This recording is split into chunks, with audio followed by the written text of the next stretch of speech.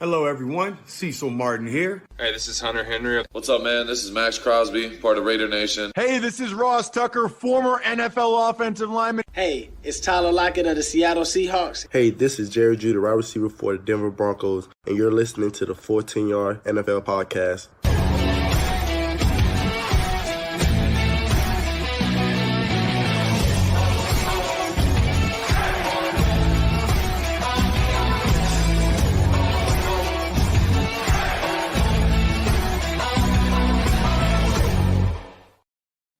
Wow.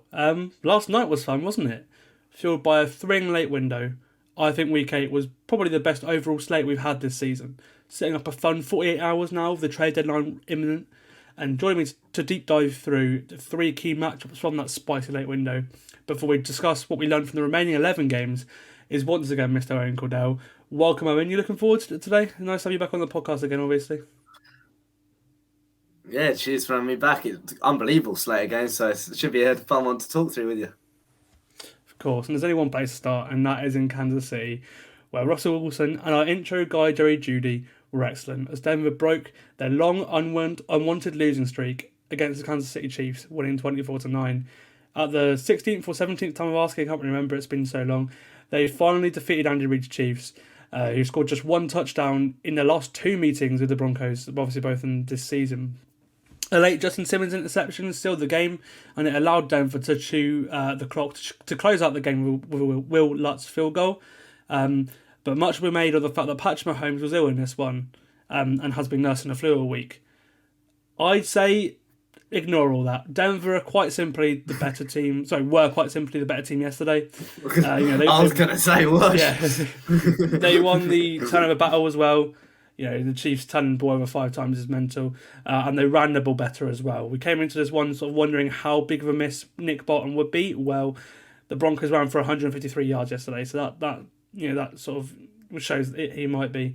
It was also the first Chiefs game without a touchdown since their 27-3 loss to Tennessee in 2021. But obviously, the overwhelming story of this game was Denver, isn't it? I think it's safe to say that win has been coming from Denver, hasn't it? Obviously, not winning against the Chiefs since Peyton Manning. Obviously, watching this with Charlie last night. Everyone knows who Charlie is if you listen to this podcast now. Charlie Grace, fellow sports journalist, student, and he's suffered with the Broncos for a very long time, as I have as a Dolphins fan.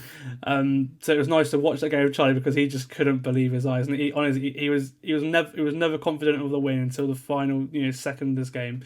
Watching Charlie, it was weird just watching this with Charlie last night, wasn't it? Oh, completely. I mean, even towards the end of the fourth quarter, he's convinced there was still time for it to all get turned around. He was in disbelief, I think. I think he was in denial the fact it was happening. But like, when that final whistle went, he was over the moon. For sure, and obviously. The Chiefs couldn't get anything going on offense. Beforehand, we were joking, or maybe this is Patrick Mahomes' flu game, where he's going to absolutely pop off. But no, it wasn't the case here. But I just are you worried about the Chiefs, Owen? They've sort of been up and down on offense the last couple of games. That this year they've never been consistent on offense. They've had their good hearts against the Jets. They had a really good game last week against the Chargers on offense. But come into this one and they go back to where they were 2-3 weeks ago against the Broncos, where they couldn't score a touchdown, only scored one touchdown in the previous game against the Broncos. I think, are you worried because they need to get together on offense very quickly because they have the Dolphins in Germany next week, and that's a game that is going to be very high scoring, I expect. That's a huge game, and I'm not sure I'm worried. It's just a bit concerning. I guess you can look to the flu game, Mahomes flu game thing, and I think Chiefs fans will and sort of put it away due to that, but they didn't register a touchdown, and that is huge. And I mean, it's not the first time we've seen this Kansas City Chiefs offense struggle a little bit this season, but I don't think we've seen them struggle this much this season. And the 16-game losing streak that Denver had shackled to Chiefs is now gone. And I think there's going to be a lot of media build-up over that and how impressive of a win it was from Denver. But Denver offense looked way better than the Chiefs last night, and I don't think any of us expected that going into the game. Yeah, well, let's not forget as well that the Broncos defense they faced is the one that the Dolphins dropped over 70 points against. A couple. Yeah, exactly. So let's not forget that there. the transformation that this Denver defense has made over the last couple of weeks is mental. They've been efficient on offense all year. They could easily be over 500 right now. One-score games they've been really unfortunate in. If it wasn't for their defense at the start of the season, they would be feeling very different about this Denver Broncos team, because I've been saying it, Charlie's been saying it on the podcast as well. Russell Wilson was never the problem this year, and we're seeing tweets now saying, "Oh, look at his numbers, or some of his numbers are better than Mahomes. He's right up there with Tua and Josh Allen in touchdown passes, and I've been saying, I think he's been a top 15, if not top 10 quarterback. A lot of his numbers are elevated, but this season for sure, he's never been the problem. Now that the defense has sorted itself out. Obviously, they've made some changes. They've moved some players on, lots of Frank Clark and Randy Gregory have left the building, and they're getting they've been efficient in the last couple of weeks. That's the way I can describe them. They look well coached, which they didn't do at the start of the season. So it feels like Sean Payton's probably got these guys dialed in now, doesn't it? Well, completely. I mean, I remember saying on the podcast, I'm just waiting for this Sean Payton Broncos marriage to get going, and I think we saw that this game. I think the numbers. Their offense and defense put up. I mean, the Chiefs had 3 turnovers and were 0 for 3 in the red zone in the first half.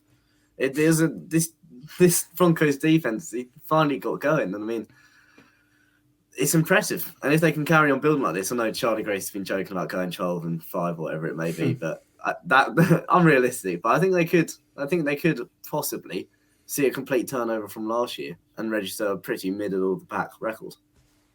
Yeah, well, it'll be some journey. They've been very up and down this season, mostly down, but it's nice to have an up, and obviously ending that streak as well would be excellent for all Denver fans. So well done, it's all over now, and maybe you'll beat the Chiefs again next year. we'll see. You never know. You never know. I think the Dolphins had a similar thing against the Bills. It wasn't 16 games, but the Dolphins did have a similar thing against the Bills, where under Brian Flores, they just couldn't beat Buffalo whatsoever. Same goes back to when Adam Gase was the Dolphins coach as well. Sean McDermott had their number, and then last year for me as a Dolphins fan, seeing the Dolphins finally beat Buffalo, it was like massive weight off my back. Just oh my god, it is possible, and I'm sure Denver fans are feeling similar, if not better, about that right now. But that's all we can say on really that game. But I think both the Broncos are now 3-5. They're not going to get the playoffs, but I can see they need to be careful what they're doing here, because if they win too many games, they'll probably win themselves out of a good pick. But at the same time, if you do win those games and you find yourself, you find some guys that will be starters in future years, and maybe it will be worth it. They're one of the many teams who are sort of in this situation, like we'll talk about today as well, with the trade deadline coming up. As Jerry Jeudy's rumored to be on the move, as again he played well yesterday. There are a few, Denver, they're a team to keep an eye on over the next 48 hours, just to see what happens with them, because either they think, oh, maybe we've got a chance, maybe they trade someone away, maybe they move someone on and get more picks this year so they can make a trade back up if they do win games, something like that. We'll see what Denver do produce, or what they do over the next 48 hours, but they're one team to watch, because we don't know what they're going to be in a couple of weeks' time. We don't know, they're a team that are very much focused on the future. We'll see what happens with them for sure. Moving over to a team that are focused on now, it is the Cincinnati Bengals, and Joe Cole was back on Sunday, helping them put up their best performance yet, and showing everyone that they are still very much in the play for a playoff run, beating the 49ers 31-17. It's so good to see him finally healthy, isn't it, Owen? And the Bengals are very much alive. They are alive and kicking, and they looked scary last night. My God. I mean, the 49ers' 11 straight game home streak was snapped by the Bengals last night, and I think it was a comfortable win from the Bengals. I think question marks over Brock Purdy's head do continue after not the best performance from him, but my God, did the Bengals look back to their very best. And the dependable players that they've relied on for years were outstanding last night. Yeah, and shout out to the Bengals defense too, because they were excellent in the red zone, stopping this offense to just 17 points. The third time in a row the Niners have scored 17 points to 2, which is a bit spooky, and only the 2 touchdowns. both by Christian McCaffrey, who is basically the Niners offense at the minute. He tied the record yesterday for the most consecutive games with a touchdown at 17. It's crazy. And it's a record that stood since the 60s as well, so it's quite a long-standing record. And this game ended with a Trey Hendrickson strip sack of Brock Purdy, his third turnover of the game. The Niners have now lost 3 straight after starting 5-0. And they're going to be facing a bit of an identity crisis now because they normally start slow and end up being a very difficult team to beat in the postseason. But it seems like they may have played their best football because they were so good to start this season, so good, so much better than everyone else. And now the last couple of weeks, the defenses have been great. Neither has Brock Purdy. All week it sounded like Purdy would miss this week for concussion, but he played and made mistakes again yesterday. He had interceptions, a bunch of throws, that weird fumble at the end as well. It's a weird situation though because we know he isn't elite. We also know he cannot elevate the players, but he is playing really well in the system and he is perfect for the system. So they're sort of faced with an interesting situation now. What do they do? They now head into a bye, and it comes at the perfect time for them as well after losing 3 in a row. And hopefully they can be better on offense after that. But I would just love to see what Sam Darnold could do because I believe he probably has potential to be better in the system because he's the more talented quarterback than Brock Purdy for sure. You get drafted 3rd overall for a reason. You have some sort of talent to play the position. We've heard lots about in the offseason about he may be the best, naturally talented throw the football in that Niners QB room. Obviously, they've moved on Trey Lance since those comments from various people surrounding the organisation. I don't know what they're going to do. I wouldn't be surprised to see them make a change at quarterback. I personally would give it a go, but Shanahan seems tied to Brock Purdy now because of the way they moved on Lance. This offseason, they're in a weird spot. These Niners are. What's your take on it? Because they're so talented, but obviously 3 losses in a row is quite a bad thing. And something sure. At that point you've got to change something in your bye. Whatever they change something, whether it's the quarterback remains to be seen. But something will change in the Niners within the next 2 weeks. I mean, for sure, it's their 3rd loss on the bounce, and we know they aren't pretenders. We know they're a real championship team. And Shanahan did say after the game, we have the answers in the building. And to me, I think he is referring to Sam Darnold there at the quarterback position. Because to come out and say that confidently after you've just seen Brock Purdy perform like that, he was not his best by a mile. I think they do look into getting Sam Darnold in at QB1 and think they will have training and stuff in the bye and make a decision on that. I think they may even regret sending Trey Lance away, but I think they will turn to Sam Darnold. And I don't know how he will do. I agree with his better, more talented quarterback of 100%. But it's a Shanahan system, and if he doesn't fit, he doesn't fit, and they'll all go back to Brock Purdy. This is the thing as well. Obviously, they could have made a sneaky trade for Kirk Cousins maybe had he not got hurt yesterday, which we'll get into later on. I think it's been heavily rumoured that Kirk is wanted by the Niners, as well as a host of other teams next off-season with his contract running out of the Vikings. He looks to have played his last game for the Vikings yesterday, for sure. But no, I think with them, what's worried me more is the defence, because it's not been great the last couple of weeks. They've let out some points. More importantly, they've let out some yards the last couple of weeks too. Yards they've not let out for the last couple of years on defense. Nick Bosa he's had to sack, but he's not. They didn't register. The Niners defensive line as a whole didn't register a single sack against the Vikings last week, and that Vikings offensive line is not great. So that was a bit of a worry. And then coming into this game, the Bengals offensive line is bad. They only sacked Burrow 3 times. I think that's a little bit of a worry, but again, look, the bye week's come at the perfect time, and honestly, I'm expecting to see the Niners kick on after this and go on a big run because it's what they do. Kyle Shanahan is probably the best coach in the NFL right now, probably other than Andy Reid, and the defense is so good as well. Let's not forget as well they've got a new defensive coordinator this year too, so there is that too. So don't hold off on the Niners. Don't overreact, but something will change, whether it's quarterback, whether it's something to do with what they do on defense, or whether Deebo Samuel's going back to. But yeah, my worry is that they may have peaked already this season because more and more players are only going to get injured. That's the way the NFL works. But look at the Bengals as well. They are firmly, I'd probably say, with what the Ravens showed us yesterday as well, they may be my favourites for the division. They're only, 2 games back on the Ravens. They've got to play them still as well. It is still possible for these Bengals to win this division, and I think we'll end on this before we get onto the final game that we're gonna deep dive. The Bengals, they are really back. Like, we waited for ages. Yeah, exactly. We've waited for ages to see a healthy Joe Burrow. We saw him healthy yesterday, and he had probably one of the best, if not the best, quarterback performance we've seen all season from anyone.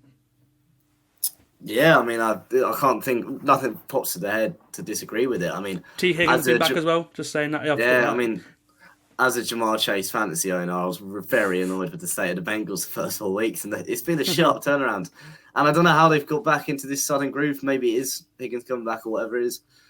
But they look very, very good. And, I mean, their defense was as impressive as their offense last night. And it's against a Niners team which, as we've seen for the past 6 weeks this season, 7 weeks, whatever it may be, have been incredible. So going into the game, I'm glad I went on a predictions pod because I didn't really know who to pick on this one. But I did not expect it to turn out like this. And wow, the Bengals are back.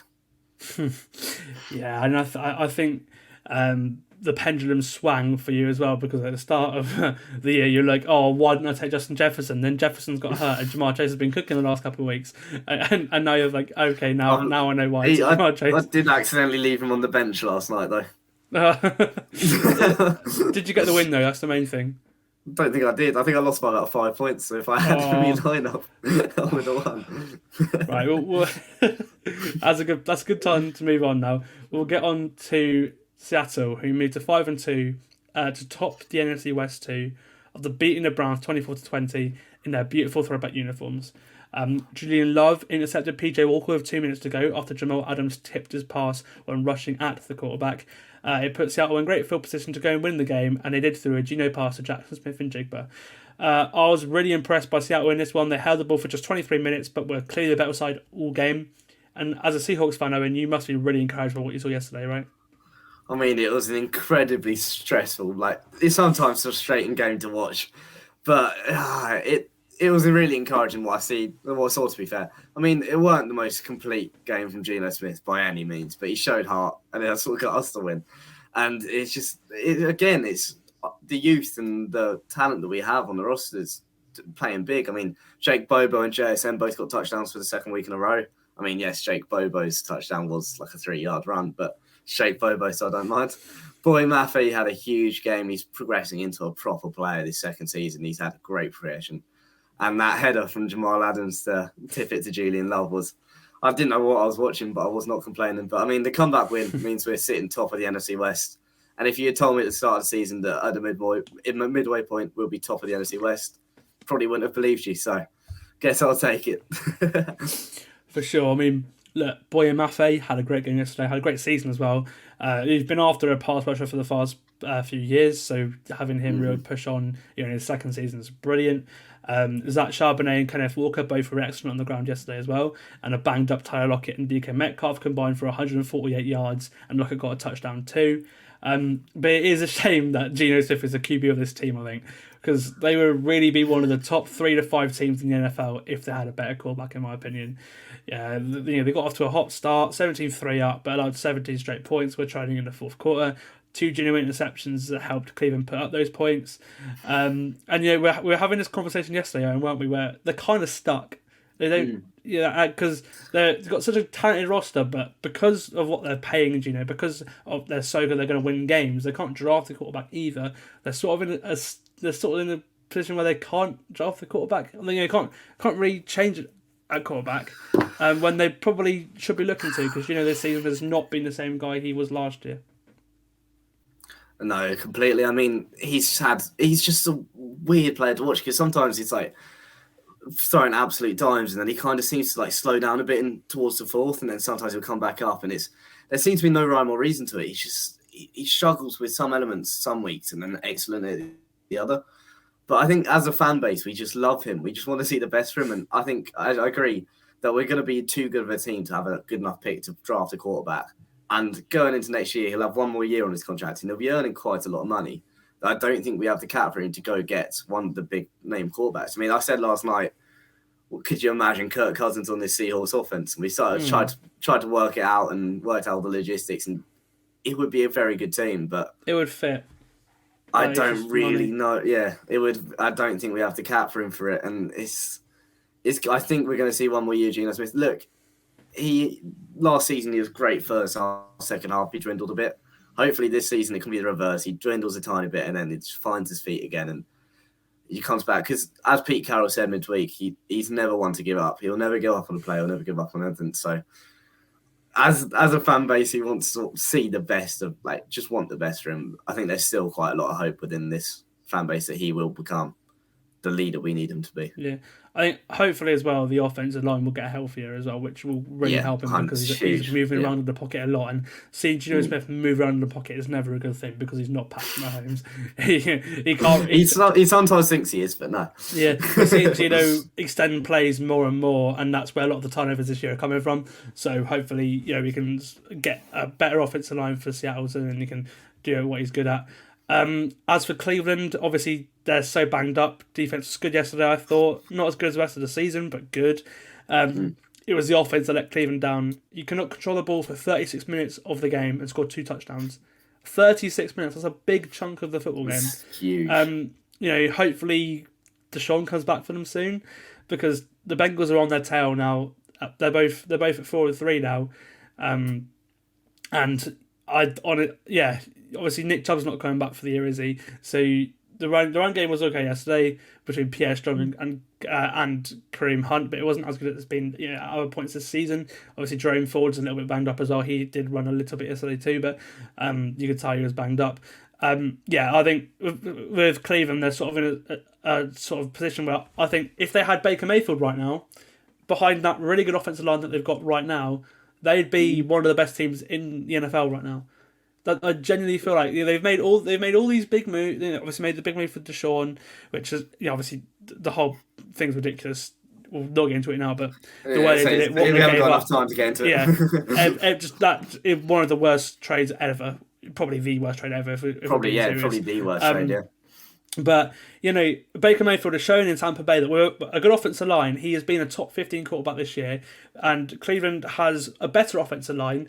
Probably has worse weapons, you'd say, but they have a way better run game than the Bucs do. I honestly think if you put Baker Mayfield back in his Browns offense, they would be one of the best teams in the AFC, certainly. So I think they're sort of start looking at that, thinking we might have made a mistake here. But look, hopefully for you Browns fans who've been suffering for as long as you have, hopefully something happens and you start to win games or something. But yeah, it does look like you've got a defense and not. You're sort of just stuck. You're still looking for that quarterback, and the move you make. We'll see if it works the rest of this year. But the amount of games Deshaun's missed this year, and the whole situation is just so weird. I wouldn't bank on it if I'm being honest. Anyway, let's go on to the rest of the games. The 11 games. There's such a big slate this week having no teams on a bye. We're back to normality next week, and we've got the Germany game too, so it'll be a nice shorter Sunday for everyone. But we'll start with Will Levis's debut in Tennessee. The Titans winning 28-23 in their Oilers throwback uniforms, which look brilliant. Will Levis balled, as I said, finding DeAndre Hopkins for 128 yards and 3 touchdowns, who is truly he's still a top receiver. Let's be real. He's still up there. It's just a shame he's on a 3-5 football team. I think it's safe to say also that the Ryan Tannehill era in Tennessee is over, isn't it, Owen? I think let's be real. You can't put a QB back on the bench after the way he performed, and they've been looking to move on for Tannehill for a long time. Now they've got an excuse to move on from him. What we saw yesterday is brilliant for Tennessee. I think, and also if that was Derrick Henry's last game for Tennessee, which it might be, because he is rumored to be traded in the next couple of days, it's a great way to go out, going over 100 yards again. I think the Titans great on offense, weren't they, yesterday, and that's the main thing here, isn't it? Will Levis, my God, he called it a dream come true game, and it genuinely is. It's like playing Madden on beginner. Charlie pointed out last night, it is a Josh Allen stat line, and he was unreal yesterday. Finding DeAndre Hopkins in the end zone 3 times is one of them where it's just it's always unbelievable. It was a day to forget for Atlanta fans, though. I mean, Desmond Ridder getting pulled for Taylor Heineke pretty early, and it's just Drake London leaving the game with an injury. Grady Jarrett out for the season, it looks now, with an ACL injury. It's a day to forget, but fair play to these Titans for turning up. And as you said, Derrick Henry had a good game. DeAndre Hopkins proved once again why he's still one of the best. And Will Levis, what a performance. Yeah, I think there's a bit of confusion with going on to Atlanta, a bit of confusion with Ridder. He was taken out at half time. They said it was a concussion evaluation, but after he was taken out, the consensus was that he'd been pulled for Taylor Heineke because his performance was not great in the first half. He took a big hit. That was nearly a safety and never came back in. That's what the concussion evaluation was for, just before half time. I've been calling for that anyway. I'd say that Heineke. I thought Heineke would be a better callback for the way this offense operates. We saw yesterday the offense moved better without him, without Ridder, of course. It'll be interesting to see who's given the start against Minnesota next week, because if I was to pick right now, I'd say Heineke, because Arthur Smith in his press conference today was very quiet about it, which makes me think on Tuesday, Wednesday they're going to announce that that Heineke is a starter, and I think that probably is the right decision as well, because Ridder just looks like a rabbit in the headlights, and Heineke doesn't do that. He's a more stable quarterback, and with a team with defense, albeit now without Grady Jarrett, as good as the Falcons defense has been this year. It's and obviously the run game too, which has been hit and miss. It's not been as good as it was last year, but it's still been okay. And better than most teams' run games, of course. But with the talent that this team has, I feel like you're similar with Seattle and Cleveland. I feel like I feel sorry that they do not have a quarterback, because the rest of the team is so good and in the top sort of 5-10 teams in the NFL this season. The rest of the team is playing that way. But tough game for Falcons fans. Not only back at 500, also, as you said, also they lost Grady Jarrett. So it's kind of and Drake London, but his injury doesn't sound as serious, luckily. But yeah, I think it is especially the Saints winning the way they did this week as well. For Falcons fans, it was a tough Sunday for sure. But yeah, hopefully it gets better, and maybe now with the likelihood of Taylor Heineke coming in, maybe now you can start to really produce an offense and show that push for that first NFC South title in a long time, because the Saints have been dominant. Saints and Bucks have been dominant in that division for a while. Okay, moving over to the battle between the two first picks of the draft at quarterback, or the first picks of the draft anyway, where Eddie Piñeiro's 23-yard game-winning field goal gave the Panthers their first win of the season as they beat the Texans 15-13 in bizarre fashion. Initially, he had a 38-yarder missed to the right, but apparently for hitting the hold on Houston gave him another chance, with the ball moving forward 10 yards. He then made a 28-yard field goal, but another penalty on the same player, Tavier Thomas, so it moved forward another 5 yards, and eventually Piñeiro made a 23-yarder, which was his 14th straight fourth quarter field goal or overtime made, which is the longest active streak in the NFL, which is a fair play to him, clutch kicker, as you could say. But really, this one was the battle between the two top picks in the draft, and I'm sure that Carolina are probably very happy that Bryce Young looked just as good as CJ Stroud in this game, because I think it's fairly safe to say that the rest of the season, Stroud looked like a much better quarterback. It was Bryce Young's best game this year as a whole. I think he's a better halves, but he is really consistent in this one, which is a good sign for a rookie quarterback. I think Carolina obviously getting that first win is huge. When you're a team that starts 0-5, 0-6, the eyes are already on you then to get that win, and they have got that win. Awesome for them, but and it came at the right time for sure, winning against CJ Stroud and the Texans, didn't it? I mean, completely. I think I agree with what you say so far. As in this season, CJ Stroud has looked like the better quarterback, but this was Bryce Young's best performance of the year, and I think it's easy to see that. They walk away with a win. It's their first win of the season. I think it'll be huge for the team. Well, do I think they'll get many more? No. But it's nice to win, and it's nice for Bryce Young to have his best performance of the year against, I guess, his new rival but lifelong mate in CJ Stroud. Look, it's like it's like every QB class. You're constantly linked to the players that are drafted around you. Like, you can't talk about Tua without talking about Justin Herbert. You can't talk about Burrow without talking about Herbert and Tua. And I mean, you can throw Jalen Hurts there as well. Jordan Love, I think, is in a different category to the other four at the same time. But I mean, you can't you can't talk about Aaron Rodgers sometimes about talking about the fact that Alex Smith was taken ahead of him and the way he dropped and dropped, like the way your draft makes you compare to the rest of your career in the NFL. So it was a big win for Bryce Young yesterday. As for Houston, their defense really impressed me yesterday. You could tell D'Amico Ryans was happy with a couple of stops they got as well. I thought they played a great game.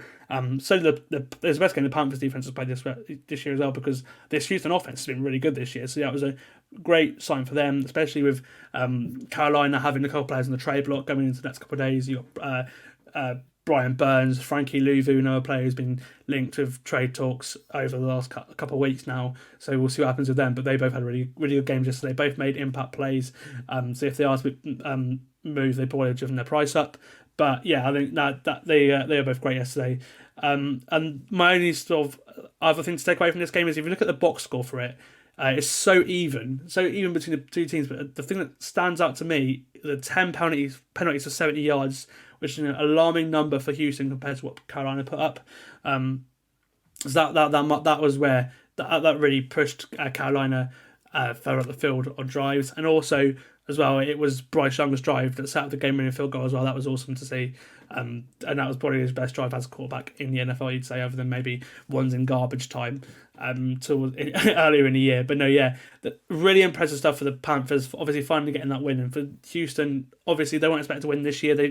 They have done quite well. They're obviously now 3-4, which is, I expect them to be sitting around 500. So they are thereabouts. And once you get Derek Stingley healthy, you've now got your cornerstone pieces in 3 of the 4 best positions are really young. Once those players improve, then you can really start to build something. So yeah, it's these next couple of seasons for the Panthers just get back. But for the Texans, are just about getting everyone acclimatized to being, this is to the team and getting these players that you've invested in. If they can all pad out well, then you're really on something, and that's what I think they're hoping for. Yeah. Okay, we'll finish. Well, not finish off. Got only half an hour into the podcast. We'll go on to a game that finished really weirdly. The Jets and Giants, the battle of the MetLife teams. As late drama saw the Jets beat the Giants in the game between the two MetLife teams. As I said, the two teams that call MetLife Stadium in New York their home. Tyrod Taylor left this long with rib injury, so Tommy DeVito came in for the Giants. He scored a rushing touchdown in the third quarter, but it was the end that was mental. A big Kayvon Thibodeau 4th down sack set up a Graham Gano field goal with 28 seconds to go. He's got 13-7 for the Giants, but Gano missed that 35-yarder, which allowed the Jets a chance to get back into it. Zach Wilson, who has got a bit of a knack for good drives in the fourth quarter this last season. Yeah. It came out of nowhere, but yeah, it happens a lot. It happened against Buffalo. It happened against the Chiefs. Zach Wilson is a clutch quarterback. Dare I say it? He had another impressive quick drive to set up a field goal from the same distance for Greg Zuerlein, 35 yards. He made it and took the game to overtime. And then a pass interference call and Adoree Jackson set up a game-winning field goal for Zuerlein after the Jets defense stopped the Giants in their first possession, with the Jets winning 13-10. All for a game of football, wasn't it, Owen? Especially in the air. But the Jets got it done, and they now moved to 4-3, and they are firmly in the playoff hunt, as I've been talking about for a while now. They are firmly in the playoff hunt, and if Aaron Rodgers comes back at the end of the season, they could be tasty. Whether that happens or not is a different story, but we've talked about it before. They are now, especially teams like Pittsburgh losing, they are now firmly in the hunt for a playoff spot. Oh, completely. And I mean, I think it's to most people around the league. But for three and a bit quarters, this was one of the worst games I've ever seen. There was 24 punts and 23 points. I've got the punter stats from both teams, which it's a bad game when you got the punter stats. But the New York Giants punter, Tom Morstead, punted for 529 yards. What's the punter, Jamie Gillen, for Jets punter? 549 yards punting in one game. How? Yeah, the Zach Wilson drive was really nice to see. I mean, I think he's getting more comfortable. I think we're slowly seeing some progression from Zach Wilson. And I mean, I'd rather have Zach Wilson than Desmond Ridder right now. I think he's way better quarterback in my opinion. I honestly I would much rather have Zach Wilson than Desmond Ridder right now. I think he gives me more. He can feel pressure a lot better than Desmond Ridder can, and again, he can produce something when the team needs him to. We've seen that this season. I don't think that's too ludicrous. No, I think that's pretty good. I honestly would. I would. Dare I say it? I'd rather have Zach Wilson than Daniel Jones, if I'm being honest. Yeah, I mean, I can't back you on that one. I'm not a big fan of Daniel Jones. The Giants get him back next week, which is brilliant because I think Tyrod Taylor has played just as well, if not better, than Daniel Jones did this season so far. Because otherwise they probably would be down to their third string QB, Tommy DeVito, who has an awesome. Oh mate, it's terrible. 2 for 7, -1 yards. Yeah, the Giants had 7 passing yards the entire game yesterday, which is just mental. And obviously, they're getting Daniel Jones back, but unfortunately, it sounds like Darren Waller may have re-aggravated his hamstring injury in this game, so he might be out for a little bit, unfortunately. But yeah, I think the Giants, I called it at the start of the season. I just don't like this team the way they peaked last season at the right time to get those wins. They were nowhere near as talented as the rest of the playoff teams. If anything, like I said before, I think they've got better than they were. They're a better team than they were last year. But last year the schedule was so easy that they snuck into the playoffs. This year the schedule was really difficult. It's one of the most difficult in the league, and we're seeing that they are struggling to beat teams. The tough teams, the teams with the good defenses like the Jets, for example, or they have to play the Eagles, the Giants. So the Eagles, the Cowboys, and obviously the Commanders, they put up points too. So I think unfortunately for the Giants, regression, but it might not be a bad thing because you can you got a high pick and you can go and get. And I don't think a quarterback because they paid Daniel Jones now. Well, that's looking really stupid. But you can go and get some, a talented player to add to this team because it is low on talent. I think that's fair to say, in my opinion. Yeah, 100%. Okay, moving over to the battle in the mud. It was the Jaguars will head into their bye at 6-2 after winning in the muddy rain. Winning in a muddy rain game in Pittsburgh. I thought the Jags' offense did quite well in the circumstances yesterday.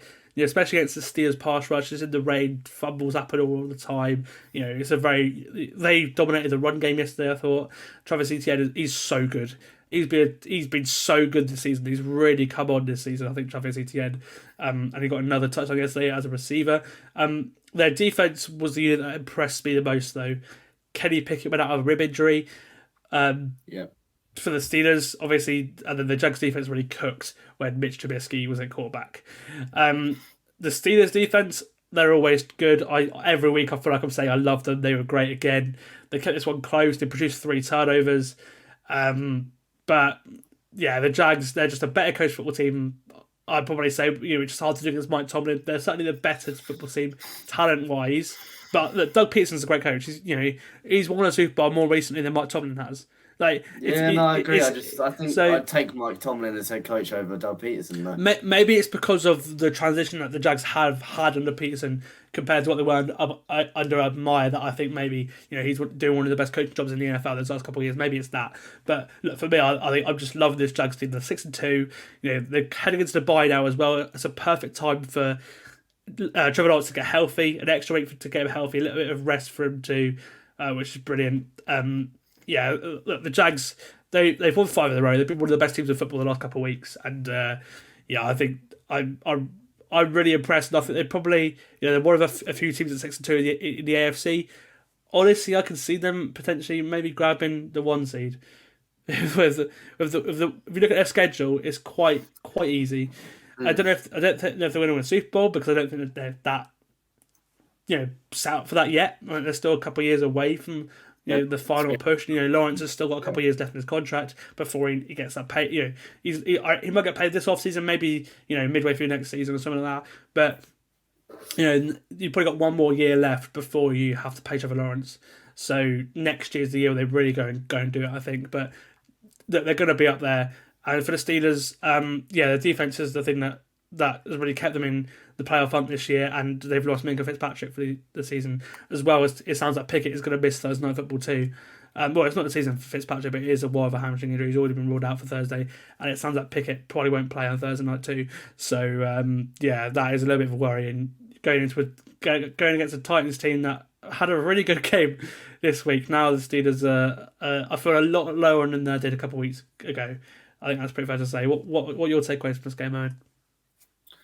I mean, I think the main takeaway is just the Jags keep on rolling. They look very good again. And I mean, I think you saying better coached, I'm not sure about that one, but they do look incredibly coached right now. And the Steelers defense, I've looked one of the best in the league so far this season, but the Jags, Travis Etienne had another spectacular game, and it's looking good for the Jags. I think, as you said, the bye week going to be huge, get back to full fitness, get as many in. But I think for the Steelers heading into Thursday night without Minka or Kenny Pickett, Kenny Pickett has been not impressive at all this year. He's been better. He's way better than Trubisky though, and that's my point. Yeah, that's what I was going to say. That's what I was going to say. I was going to say, I know he hasn't been impressive this year, but he's still a huge step up from Mitch Trubisky. Which, if you're George Pickens or another one of the Steelers wide receiver, and you have looking towards a game where you have Mitch Trubisky at quarterback, you're not really getting excited about, are you? No. We'll go on to probably the funnest game to watch, I'd say. This morning, that was the Eagles beating the Washington Commanders. The Eagles winning 38-31, where AJ Brown broke Calvin Johnson's record of 6 straight games of at least 125 yards receiving, as the Eagles came back from a 14-3 deficit to beat the Washington Commanders. They scored 21 unanswered points in the second half, and it was really a tale of two halves here, wasn't it? With Washington on top of the first half, and then Philly were unstoppable in the second half, weren't they? They were very, very good. And, I mean, it was a frustrating loss for the Commanders yet again, because they blow a 14-3 lead, and they just got absolutely ran over that second half. The Eagles were so good. They showed again why they are one of the best, for me, the best team in the NFC this year. And, I know the brotherly shove finally got stopped, and that was our big thing. But AJ Brown, man, I think for me, he's been the best wide receiver this year. As a Dolphins fan, Sam, you're probably not going to agree with me on that one. No, it's Tyreek. I think he's been the best wide receiver this year. And that one-handed grab was ridiculous. Only one receiver is going to go over 2,000 yards, and that's going to be Tyreek Hill. So, for me, AJ Brown's been the best this year. I just said. We'll see. I think this is an awesome game in general, because we had a fumble on a brotherly shove, as you said. We had a fake brotherly shove that went for a touchdown. There's a counter run play that went to the left, which is awesome. That was very good. We had a 61-yard Joey Sly field goal as well, just before half time. I love watching this Washington offense. Eric Bieniemy, I think he's a great player caller. He'll probably be, which is, that was a doubt whether he'd be able, whether it was Andy Reid or not. He's really calling some nice stuff for Washington now, which is really, really good news for them. I think he will be the next head coach of the Commanders too. I think Ron Rivera's probably done. I think that's probably the way it's going to go. And honestly, as well, it's probably a good reset. Sam Howell looked really good yesterday as well. 4 touchdowns. His 2 best games of his career have been against the Eagles, you'd say. He looks way better than Ridder. And like I said, you're probably kicking them yourselves if you are the Commanders, because you didn't win this one, because like in week 4, it was a game that came down to the wire. And you protected Howell well, which has been your Achilles heel this year. Sam Howell is the most sacked QB in the league this season, and there's a big reason for it. But it's because the offensive line for the Commanders has been hot trash this year. But no, they're in a difficult position, because you're probably a selling team for the next 48 hours. But you're playing quite well with a terrible offensive line and offense. It's it's a defense that has the defense has had its moments. It's been really good in some games. It's been horrific in other games. And it obviously Montez Sweat and Chase Young are the two that have been rumoured to be on the move in the next day or so. So we'll see what happens with them. They're at 3-5 now. I wouldn't be surprised to see them. If they won yesterday, I don't think they would have moved anyone on, because you're at 4-4 and you're thinking, we're outside chance of playoffs. Now you're at 3-5 and you're 2 games back from 500. We'll see who. Yeah, we'll see who's moved. Yeah. Me and Charlie sort of called this at the start of the season. We were saying last night, when we did the NFC East preview, we said I think Washington will get to a point now where if they're in a situation where they're 2-6, 3-5, they move on some of the assets that they're probably move on from soon anyway in Chase Young, Montez Sweat, and some others too. Philly, that's what I want to say before we get on to the next game. Philly were excellent once again. They're the only 7-1 team right now, and I think they're probably still yet to play the best football. That's my point. That, the last couple of weeks they have played the best football of the season. I feel like they've probably got another gear because they didn't run the ball well at all yesterday. It was all Jalen Hurts and AJ Brown that won the game yesterday. Once they get this run game back going like it was last year, Philly are going to be really, really difficult to play against. And I know they can do it as well because they've got the players, they've got the offensive line to do it too. So once Philly get this run game going as well, they're going to be super good. And it is kind of scary because it looks like they are on their way to a second Super Bowl in a row. So if they've got another gear, it's going to be a scary sight because they look like they're the best team in the NFC right now in my eyes. And if they have another gear, I think I'm pretty steady in my predictions. They start the season predictions that they return to the Super Bowl. I'm pretty happy with that. Yeah, I had the same. I said it'd be an Eagles Chiefs Super Bowl again, so I don't mind that. I said Eagles Bengals. It could still happen. It honestly it could still happen. Two of the most impressive teams from this week. Okay, we'll go over to Miami where Tua Tagovailoa goes to 6-0 against Bill Belichick. Mike McDaniel is now 4-0 against Bill Belichick, and the Dolphins have swept New England for the third straight season. It was Tua's best game against Belichick too. He's never been great in those 6 wins. He's been good enough to win. It was more that the Dolphins have game planned better than the Patriots in those 6 games. But what's best in that game yesterday is he did it himself. Raheem Mostert is hurt. The Patriots took away the run game. It was all on Tua. He played about 40 times, which is that's a sign that the Dolphins something's gone wrong in the Dolphins offense if Tua's throwing the ball that much. And I saw really encouraging stuff because they lost 2 more offensive linemen. And they're taking the tally to 5 missing offensive linemen now. And the Dolphins' offense looked good yesterday. The defense too. Jalen Ramsey, an interception in his first game. You could feel his presence on the defense straight away. It elevated the defense. It allowed Fangio to do more things. Once Xavier Howard gets back there as well, you're looking at it now and you're thinking, God, that Dolphins defense could be really scary. Once the 2 corners they're built around will be back. Obviously, they're missing Javon Holland as well, who's been one of the best safeties in the NFL this season. He was concussed in this game. But the story from this one is the fact that Tyreek Hill becomes the first receiver in Super Bowl era to gain 1,000 yards in the first 8 games of a season. That is mental. It's crazy. He looks well on the way to break Calvin Johnson's record of 1,900 odd receiving yards. He looks on the way to be the first 2,000-yard receiver. It was a Tua and Tyreek show once again, wasn't it, Owen? And I think the fact that Tua is now the quarterback who has won the most regular season games against Bill Belichick is really something, isn't it?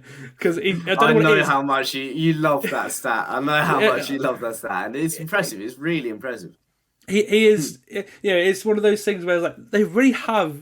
The last couple of years, especially with the way that New England dominated the AFCs before, the Dolphins really have found a way to take it to New England, whether it's with Brian Flores or with Mike McDaniel. The Dolphins, there's something about Tua against Belichick. It's just a weird thing, isn't it? It's just, what? I mean, you said it was the Tua and Tyreek show again. Yeah, it was, but I think Jalen Wood also had a game. Oh, that's the thing as well. Quietly, all year he's been unbelievable. I remember, I think you came in a little bit late last night and you were like feeling a bit uneasy about it. I was like, there's no way you lose this. And you go, I don't know. It's Bill Belichick. There was no way you're going to lose this. Tua's looked very good this year. I'll give him that. And he continued to roll in this one. Now, I think he's living in Bill Belichick's head rent-free right about now. But Miami continue to look very good on both sides of the ball. And I think Jalen Ramsey took no time into settling into this Miami defense. Yeah, and I think that's what you can say as well. Like, as much as you hate it, he is in this MVP conversation right now. He is. If you look, I don't know. He is. If you, as much as you hate it, Patrick Mahomes is a down game. It's between Mahomes, Josh Allen, and Tua, and right now Tua has been the most consistent quarterback this season, and that is a fact. As much as many you're people lucky may Kirk hate Cousins got injured last night. You're lucky Kirk Cousins got injured. We'll get on to Kirk Cousins in a minute because that is an interesting conversation. But as much as people may hate it, Tua has been the most consistent quarterback this year. And the Dolphins, they're showing that they can win when you take away stuff, which they didn't last year. Once the run game was taken away, once something was, they're showing this year they're more a complete team than they were last year. Obviously, having to a healthy, it's the longest he's gone in the season without getting injured, which is a massive sign. That is working, but a little bit of concern with the offensive line. But they're showing that they can win games in multiple ways, which is a good news for the postseason. And you're only going to get healthier as well because you got Teron Armstead coming back, you got Xavier Howard coming back, you've got a healthy Raheem Mostert coming back soon as well. Yeah, well, he's played, but he's had a hamstring issue. He wasn't to his best. On the New England side of the ball, they are crap on offense again. The Dolphins defense did really well, but it's a bit of both really. But they look back to the team they were a few weeks ago, which makes that Buffalo win even stranger, because this is not a good football team. And they lost their best weapon in Kendrick Bourne too, to a season-ending ACL injury too. So yeah, I tell you what though, if you're New England now, it looks like you're going to get a quarterback, and probably Drake May, because I don't think it'll be as bad as the Bears, but yeah. That will make the AFC East super tasty with Drake May, Aaron Rodgers, Tua Tagovailoa, and Josh Allen in the same division. Bring it on next year. Even if it isn't Drake May, you still got a pretty heavy quarterback class. To be fair, if like Michael Penix, Quinn Ewers come in, stuff like that, it could. There's a lot of options they could go with. Oh, for sure. Get Cam Ward in, I'd say. A little inside joke we got on the podcast, but to be fair, Cam Ward will get drafted. I don't know what round he'll be drafted in, probably 3rd, 4th, but he will get drafted as out of Washington State. Okay, we'll go on to the probably weirdest game of the day, the Saints winning 38-27 in Indianapolis, where Derek Carr, Alvin Kamara, and Rashid Shaheed starred in a shootout win. I've been waiting for this kind of Saints performance on offense for ages. Good, complete performance. They've been crap in the red zone all year. I've been saying since last year that I love Rashid Shaheed. They've got 3 awesome, versatile weapons in him, Alvin Kamara, and Taysom Hill, and they used all 3 really well in this game. All 3 played very well. All 3 got a touchdown, and they won because of it. Add in Chris Olave, add in Michael Thomas, and this should be a top offense, but it's not been this season. The offensive line's held them back the last couple of years. There's been talk about Pete Carmichael as OC being, he was the guy that was there with Sean Payton beforehand. There's a lot of talk about him being gone after this year too, so maybe it'll look different next year. But the talent that this Saints team have, it should be a really good offense. So it was nice to see them actually live up to that talent yesterday against a good Colts defense. Owen, what was your, obviously you watched this one in detail more than me. What did you take away from this game? The Saints are a weird team, man. They're a weird team. It's so weird. Their offense looked so good last night. Rashid Shaheed had a game.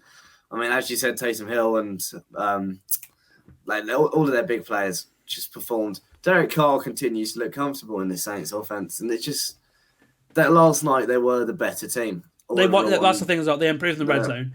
They've been horrific, and they were 4 or 5 on the red zone yesterday, 3 or 4, something like that. Either way, they got there and they scored, and that's what they've been looking for all season. Yeah, they've been waiting for it, and it's finally happened. And it's against an indie team which don't have their QB1, but I mean Minshew's stat line won't blow anyone away, but he genuinely looked dependable as well. And I think it's a case of like 2 okay to decent teams, and I think the New Orleans Saints are just a better team.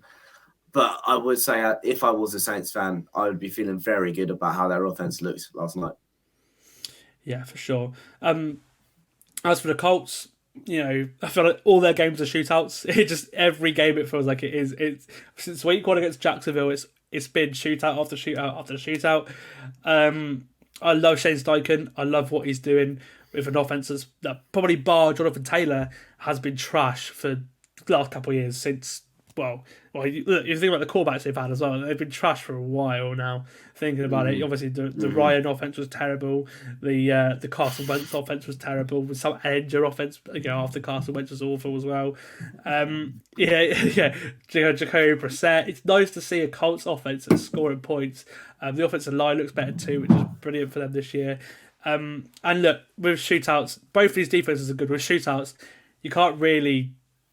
these games happen, and they are anomalies. The rest, both these defenses have played really well, and I think as for the Colts, they're not going to get in the playoffs now. They're 3-5. It's a really uphill battle, but they're a team for the future. That is playing hard now, and that's a really good sign because it looks like they've got the right coach. It looks like they've got the right quarterback in Anthony Richardson for what we've seen before the injury. Gardner Minshew is a great backup to have in that building too, and I think he might get himself a starting job next season with the way he's going this year right now. It's great to be a Colts fan, even with the loss. And for the Saints, you needed to win that one because you're now 4-4. You're now only half a game back on the Falcons in the division. Your playoff hunt is still on. This team should be the NFC South team that comes out of it and goes into the playoffs. They should win the NFC South title. So that's a good sign for them. Okay, we'll go over to a bit of a weird one. As I predicted on Friday, Minnesota absolutely dominated the Packers in this one. I predicted that, I said it would happen. But they lost Kirk Cousins for the season in the process to a torn Achilles. We had a great conversation last night, as you said. If Kirk was in a good team, he would be in the MVP conversation this season. He is right up there 100%. In all the numbers with Tua Tagovailoa, Josh Allen, Patrick Mahomes, and Lamar Jackson. The four I mentioned about 5 minutes ago are the four in the MVP conversation right now. They're now 4-4, and they've probably won their way out of a top 5 pick. And they're now without Kirk. Ouch. That is just a huge blow for them because now they're stuck in this identity crisis where, Jefferson's out. We've just drafted Jordan Anderson. He will be the future of this team alongside Jefferson because they're two of the best receivers, in the NFC certainly. Jefferson's probably the best in the NFL other than Tyreek or AJ Brown potentially. You'd say, and Addison he's the best rookie receiver this year. I'd say I do like to say Flowers, but I prefer Addison right now. But they're just in a situation where maybe unless you lose every game from now on, you've probably won yourself out of a top quarterback. And you're moving off from Kirk at the end of the season. That's an open secret. That's happening. They're stuck, aren't they? It's a weird one. It's the last thing they needed to happen, really, because the momentum was now. The momentum for them was brilliant. They won 3 in a row. They beat the Niners. They're firmly in the NFC playoff picture after being 1-4 a couple of weeks ago. And now you've lost Kirk Cousins. It's like the Niners. They're in some sort of identity crisis. We need to find out what they do now. I don't know what they can do. They can't trade players away because they've done that. They've done their moving on from players. Unless Daniil Hunter is probably the one that you look at and think, he may go in the next couple of days. Right, that is the only one I'm thinking Minnesota could realistically move on from. The rest of the time, they're stuck. They're stuck with what they have completely. And as I said earlier, they might have won themselves out of a Caleb Williams or Drake May. I mean, I think, as I said before, it would be a good quarterback class. I mean, I think there'll be more options.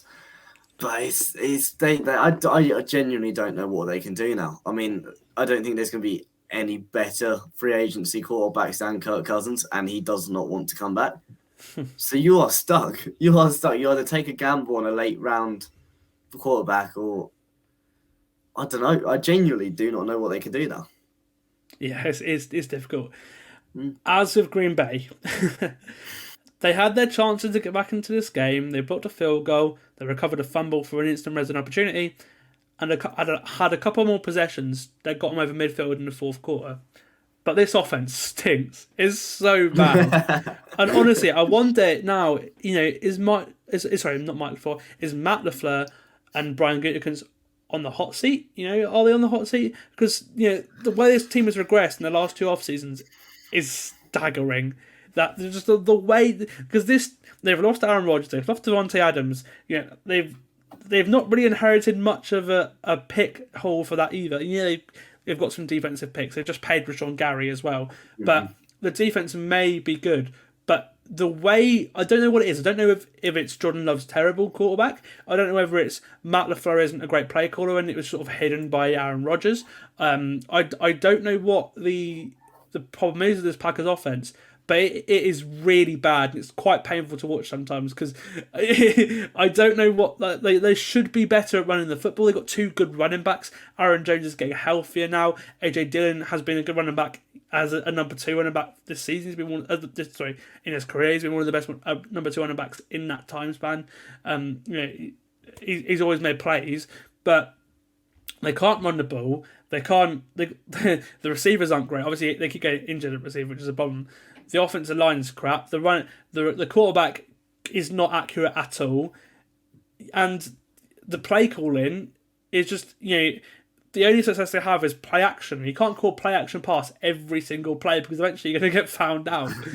So they just get found out fast. I just feel so weird about this Packers team. They're just. I honestly feel like they're one of the worst teams in the league. Sorry, Ollie Darcy, but for me, there's just an apparent talent problem on offense. They got a very good offensive line when everyone's healthy. The wide receivers haven't got anything really to write home about. The running backs are decent, but Jordan Love, for me, I still wouldn't point to him as a problem. I think Matt LaFleur's play calling to him has been dreadful as well. But there's got to be a bit of trust between the coordinator and the quarterback, and I don't think there is any within Jordan Love. So there's problems on this offense. Well, what you've done is you've swapped you swapped Aaron Rodgers and Devontae Adams for Jordan Love and this defense, and you maybe you're gonna have some cap room coming up. Yeah, okay, true, right? Yeah. And maybe you can have some players in free agency and stuff, but this team is gonna be nowhere near as good as it was before because you've got a QB on a small deal who's not been good. And they've not got the rest of the roster. They've not the rest of the roster is not as talented as other teams like the Falcons, like the Seahawks, to be able to compete in the NFC without a star quarterback. Yeah, this is what Aaron Rodgers was masking for so long, and I think that's why I wanted out of Green Bay because they're now starting to. I think they've now started to be found out. They're getting found out, and we'll see how bad it truly is. But for now, it's not looking like getting any better. No. Okay. We'll go over to the game that was Sky this week on the early window. The Rams going into Dallas. Where the Cowboys defense got in front against the Rams and the offense stepped up and coasted to victory. Dak Prescott was really good again. Got to give him his credit. The offense has been much better the last couple of weeks as well. CeeDee Lamb 158 yards. Brandon Cooks another strong week after starting the season very slow. But the defense is so special, and we talk about it every week, especially at home as well. Their ability to create sacks, turnovers, and touchdowns is incredible. Deron Bland had his third pick six of the season yesterday, which for a backup corner, someone who stepped into Trayvon Diggs' role, is incredible. I just look, fair play to the Cowboys because they're now. Yesterday was really impressive because their offense clicked, their defense clicked too. It's the most complete performance they've had all season, and a lot of people were low on them. Before this game, me and myself included. But that was a good game for the Cowboys to shut up critics, wasn't it? Completely. I mean, first and foremost, scorigami. We got a new score in the NFL, which is always fun to see. But Dak had a game. CeeDee Lamb had a game. This defense is unreal, especially at home. It's just crazy. I mean, CeeDee Lamb set career high numbers: 158 yards, 12 catches, 2 touchdowns. Great game from him. He seems to be having a great time out there. And with Stafford having to lose the game, I think it was sort of like game over. But to be honest, for Dak, we give Dak a lot of crap. The league gives Dak a lot of crap, but we got to give him his flowers. Oh no, Cowboys pass block continues to struggle, and he still looks very good. As I've said at the start of this segment, I've got to give him credit. This season he's been a lot better. He's still not a top 10 quarterback in my eyes. I'd say he's probably top 15 this season. But yeah, he might squeeze into the top 10 this season. But in the league, I wouldn't say he's top 10 QB. But no, this year he's been much better than he was last year. And yeah, I think this game really gave Mike McCarthy life as well because he's been a lot of criticism. I think he probably will move on at the end of the season. But yeah, if you're a Dallas fan, I'm sure you're loving it either way because you're 5-2 now. You're firmly going to be in the playoffs. You got a really good chance of getting in the playoffs. But I think now that was a statement win yesterday because the Rams are a team that will stiff around the playoffs too.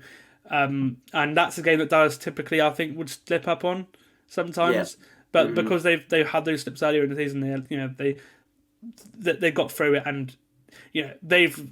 I think now Dallas starting bad might have been a good thing anyway. Or, starting off the way they might, especially in offense, might have been a good thing anyway because it's allowed them time to go and sit at the table and fix their issues now. Rather than panic about them later in the season and then falter out at the end of the season. So it's good for that. I'll interrupt this to say there's been a trade as well. I was going to say, I didn't know if you could see me looking at my phone. My phone was lighting up. The trade deadline is firmly alive, and the Giants are sending Leonard Williams to the Seahawks. We've mentioned the Giants, the Seahawks would need more defensive line help this season. We've been saying it all season long. Obviously, Boy Maffey's been a great help. They've added Frank Clark. They've now added Leonard Williams as well. Obviously, former Giant and Jet. Huge. They are giving up a 2024 second round pick, which is quite a big deal for an aging player in Leonard Williams. But it's quite it's Seattle saying, well, maybe we can win now. We've seen the way the Niners have been this last couple of weeks, and they've given away a 2025 fifth rounder as well. So as Ian Rappaport has put it, a massive deal. But a reaction there, I mean, just as a Seahawks fan, we'll just quickly. It's scary. I think that probably comes off the loss of the Niners lost last night, but it seems I think we're going all in. I think there's proper trust around Gino and this team right now. And yes, we look at that defensive line and they needed help, especially with Nwosu out for the year. I think that's your direct Nwosu replacement in terms of on the backs. It's an exciting time to be a Seahawks fan because we're actually making them trades where the fans want us to make. Because for years we've looked and we've talked on Twitter, we need to do this, we need to do that. It's a lot to give up for an aging player. I mean, it's a big trade, but I mean, it's exciting. It's exciting. It seems we're going all in. As I said, they're a callback away, I think, but they have got a very, very talented roster. They're adding talent, adding more talent. Going over to the AFC, staying in the NFC West. We'll talk about the Rams quickly. I don't know. I don't really know how I feel about the Rams after that game because they played against a very good defense. As I said, they sort of got into a hole and sort of couldn't come back from it afterwards. When the Cowboys got into such a lead, 33 points in the first half, it was getting to such a lead, it's sort of difficult to come back. They came back in the second half, by the way, just to it was only a three score game this one, where it looked like it could be more at one point. But Matt Stafford left this one with a thumb injury. He left for like a couple plays and came back in, and then when the scoreline got into a point where it looks like the Rams weren't going to win, they pulled him and put Brett Rippon in. But yeah, I think so. When the game got away from the Rams, it was Brett Rippon versus Cooper Rush in this game, which is a great QB matchup. But no, fingers crossed for the Rams that Stafford stays. It's not too serious because he's been playing so well this season. And yeah, I feel like they're rebuilding, that they can go for like another run in a couple of years' time, hopefully with Stafford as well, because he's only got a couple of years left. But yeah, hopefully he can stay in that Rams team, and hopefully this isn't the end of him for the season or whatever, because I love watching Matt Stafford play football. Okay, we'll finish off the main games before getting into Sunday Night Football with the final late game from last night between the Ravens and the Cardinals. The Ravens won 31-24, sending the Cardinals to 1-7. The Ravens go to 5-2. Sorry, was it 5-2, 5-3, something like that? I think it might be 5-3. But 6-2. Sorry. So moving to 6-2. The Ravens were way less impressive though, and that's the main thing I can take away from this game compared to last week. They did enough to get the win and move to 6-2. The Cardinals defense kept this one close. As I said, I felt like it could be. It kept it to within the spread. As I said with Josh, I predicted that I think it would be a close game. It was a tie game for most of the first half as well. And I've said it every week. This team will get some more wins. They just had a difficult stretch of games. I have full faith in the Cardinals that they will get a couple more wins. Because ultimately as well, they got Kyler Murray coming back probably next week as well, but we'll get into that in a minute. But it was the Ravens defense that intercepted Josh Dobbs twice and scored 14 points off those picks either side of half time, and that's what gave the Ravens this win. It was their defense, not their offense. The Cardinals had a late rally that we were intrigued by at the end of the game, weren't we? They recovered an onside kick and made a 3-score deficit 1-score, but unfortunately they couldn't recover the final onside kick. Nelson Aguilar grabbed after dropping the first onside kick. It looked like he might slip through again. Yeah. I was sitting there, I was like, but it was ultimately Josh Dobbs' turnovers that lost the Cardinals this game.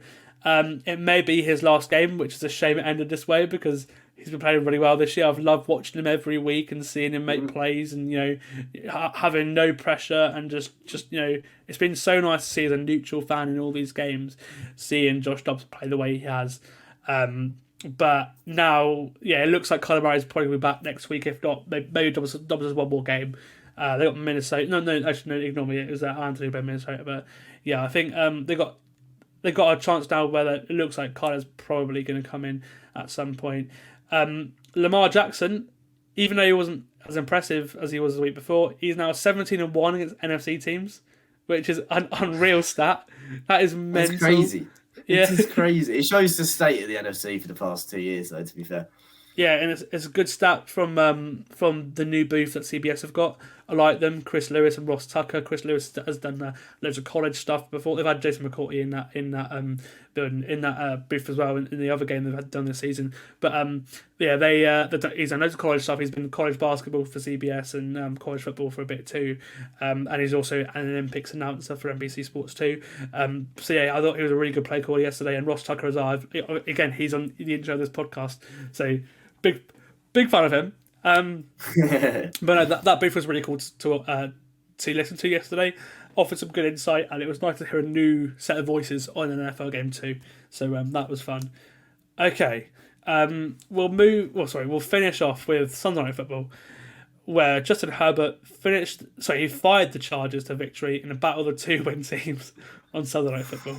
He went 31 of 40 for 298 yards and 3 touchdowns with a hurt left hand. It's obviously not his throwing hand, but he has got a hurt hand, and he wasn't sacked once. Whilst Austin Eckler also impressed with 123 scrimmage yards and 1 TD, 94 of those in the air, including his 39-yard receiving touchdown that started off this game. Their defense picked off Tyson Bagent twice. I thought he was actually okay. To be fair, we saw some worse QB games this week than Tyson Bagent. Yeah, 100%. Yeah, but the Bears weren't great at all, really. In my opinion, that they're the worst team in the league right now, and we'll see where they're at when Justin Fields gets back. But for me, I think for this game, the Chargers have been better the last few weeks, but if Brandon Staley is to keep his job, they need to reach the postseason, which at 3-4 is looking like a tough ask right now, unfortunately, even with the way the defense is actually, the last couple of weeks, the defense has been the most impressive unit of this team. But we'll see. But yeah, Owen, you had your eyes on this one. I gave this game to you. What did you see in it? I watched it through closing eyes late last night. But Justin Herbert, good performance after an amalgamation of criticism the last couple of weeks. He had 3 touchdowns, completed his first 14 passes, and was 31 or 40.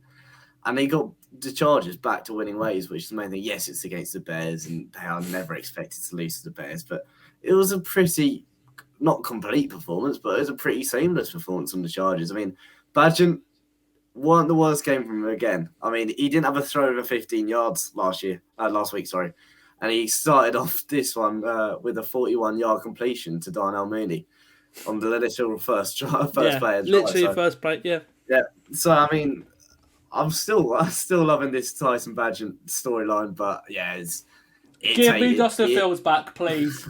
I want it back. It is what it looked like at face value. It was an easy Chargers win. There's not much to say on this one. I mean, Austin Eckler starred once again, like he always does. 7 catches, 15 carries, touchdown.